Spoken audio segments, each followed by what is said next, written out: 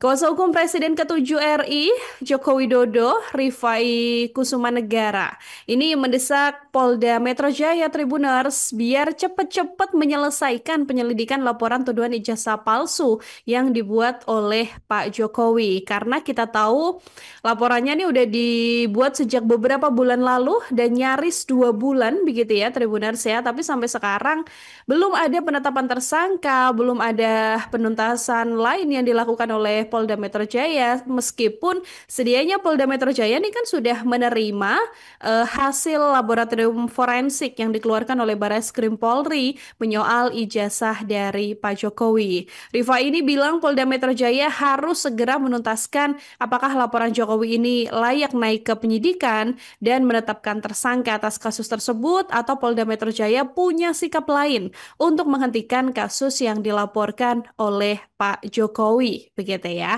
Rifa ini juga bilang kondisi laporan ini harus segera diputuskan karena pihak terlapor yakni Roy Suryo dan kawan-kawan dinilai oleh kubu Pak Jokowi ini sudah semakin liar dan membuat beragam opini publik yang dinilai semakin meresahkan Tribuners.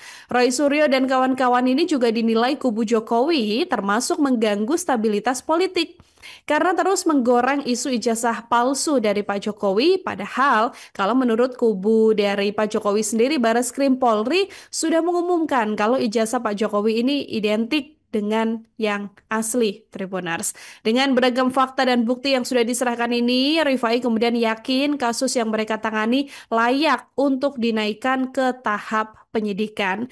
Nah, Kabid Humas Polda Metro Jaya, Kombes Pol Ade Arisyam Indradi sendiri sebelumnya bilang, sampai sekarang pihaknya masih terus menyelidiki kasus tuduhan ijazah palsu Pak Jokowi secara cermat dan juga teliti. Karena menurut Ade Ari, pihaknya akan menggunakan data forensik dari Direktorat Tindak Pidana Umum Barreskrim begitu ya soal ijazah Pak Jokowi untuk kemudian melakukan analisis dalam kasus tudingan ijazah palsu ini. Meskipun sudah dilaporkan sejak tanggal 30 bulan 4 ya Tribuners ya, tapi sampai sekarang laporannya memang masih menggantung, belum ada tersangka, belum ada jawaban apapun. Apa yang kemudian membuat Polda Metro Jaya nih seakan-akan lambat begitu ya dalam menindak perkara ini yang sudah berlangsung selama kurang lebih 2 bulan lamanya. Kita juga sama-sama publik nih menanti juga gebrakan dari Polda Metro Jaya untuk segera menuntaskan